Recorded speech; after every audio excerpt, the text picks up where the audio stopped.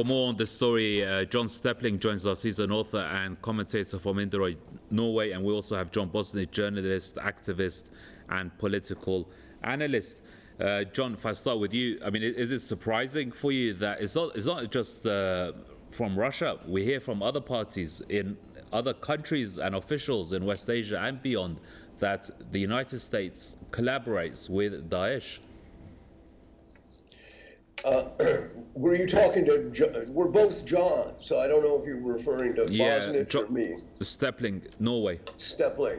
I'm actually in Stockholm as it happens today. But yeah, look, the wider picture here is always the same, because you have to track this back to questions about what the United States was doing in Afghanistan to begin with, why they stayed there for 20 years, why they have continually mounted operations to remove Assad, coups against Assad, why they murdered Gaddafi and reduced Libya to a failed state. All of these are the same question in the end. Why did the U.S. foment the destruction of Yugoslavia? U.S. foreign policy has been the same for a very long time, and probably these accusations are true. I barely pay attention anymore because it's always the same. My response is always the same. The U.S. is an imperialist power and it interferes in the affairs of other countries, sovereign nations. It assassinates and occupies, and it is the single largest disruptive force on the planet, and this never changes, and this is probably a perfect example. Okay, John Bosnich, what's your views? I mean, we hear time and again American military forces that are occupying the Syrian-Iraqi border, allowing Daesh terrorists and other terror groups to cross the border, creating instability between these two countries. Well, having lived much of my life in Canada, just 100 miles from the U.S. border, and living near to one of the biggest military bases in the Commonwealth, where American soldiers were training Canadians and others, I can tell you that this has been going on since at least the 1960s when I was a young boy. The United States has multiple layers of disruption. Before they become directly involved in a war, they create the instability that justifies their intervention. If they lose a war, or if they withdraw from a field of battle, they then create new disruptions to allow their return to the area or the devastation of the area.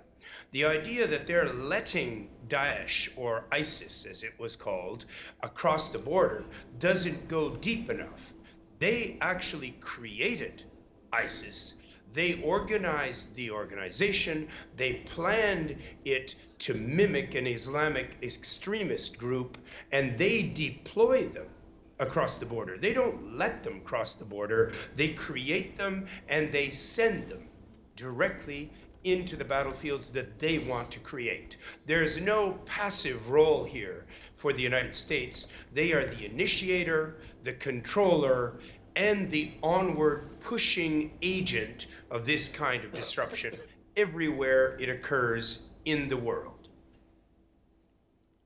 John Stepling, Stockholm, from Stockholm, and you know, the Congress, they set up a watchdog to focus on the 20-year occupation, the American occupation of Afghanistan, and the watchdog itself slammed in repeated regular reports the U.S. presence there and how destructive the role is playing, and the terror that it brought about with it. There was no, that level of terrorism in Afghanistan before the U.S. invasion. So, do you think, in order to save face following its disastrous pullout, that it's cooperating with these terrorist groups continue that instability to show that when it was there and after it was gone, it wasn't in its hands? Well, something like that is possible, although I think that the United States military, the Pentagon, doesn't much care what reports say about it. It really is kind of immune to global opinion as well. They do what they want, and they have a lot of weapons. They make and manufacture a lot of weapons. They have to sell those weapons. To sell them, they have to use them up. And that's what they do. They're constantly manufacturing, as Mr. Bosnich said, they're manufacturing crises, often out of whole cloth. They are arming both sides in many cases. They stoke the conflict. They don't try to. They're never an emissary for peace in any conflict ever anywhere in the world. So you know what their ultimate strategy is often hard to figure out, other than what I just said. You know, they are the death merchants, and they come in and they destroy and terrorize local populations, and the long list of war crimes would fill several volumes. And it's almost tedious at this point to keep saying the same thing. Right. This is what they do. This is what they do everywhere. And, you know, as George Carlin famously said years ago, I don't believe a single word the U.S. government says. And you know what? He was right. That's just the best policy. Don't believe him, because that's what they do, is lie. Right. So John Sopko was the Special Inspector General for Afghanistan reconstruction. He was in charge of the watchdog that was set up by Congress to monitor the status of the U.S. military occupation, or they say military presence in Afghanistan.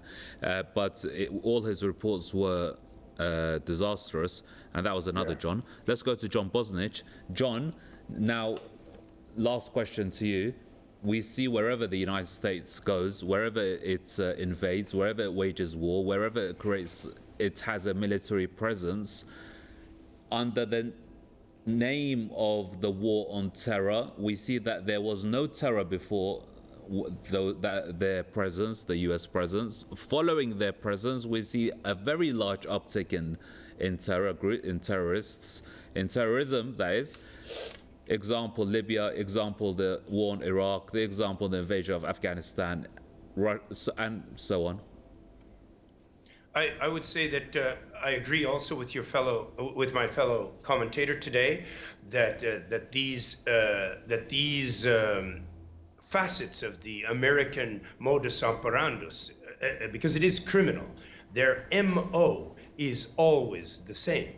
And it's just a question of decoding and analyzing how they are achieving their disruptive ends. Wherever there is a chance to create instability, they do so. They try to create instability that leads to an armed conflict. They then attempt to provide weapons to at least one of the two sides. If they can't smuggle weapons to the other side at the same time, they then drive their economy forward, say they're defending themselves, and make victims of the state that they've invaded or occupied. And we know that they went into Afghanistan with no justification whatsoever, except that it looked like a good target to explore the possibility of mineral resources and to explore the possibility of getting closer to the Russian border. That's what happened. The people of Afghanistan are the victims. The United States certainly left behind no less than 1,000 paid informers and agents who are still inside Afghanistan and who take orders to do whatever they're told by Washington to do. And Washington is told what to do by the oligarchs who run the military-industrial complex, who finance the presidential campaigns, who finance the congressional campaigns, and who own the media that brainwashes the voters. It's a closed system, and it's controlled from the most evil group that you can find on this planet today. Right, just 1 or 2 minutes that we have left. John Stepling, you know the U.S. mainstream media, we see those who come out and speak against the U.S. military adventurism, be it Afghanistan or Libya or Iraq or Russia or Ukraine, pardon me, that they are slipped out of the mainstream media. Is that? Do you have any thoughts on that? Well, I mean, the U.S. propaganda apparatus, which begins with the military, but certainly doesn't stop there, is vast. I mean, you know, the CIA black budget is guessed to be something like $50 billion.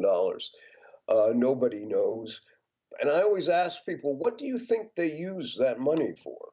You know, what exactly would a CIA, spend $50 billion on?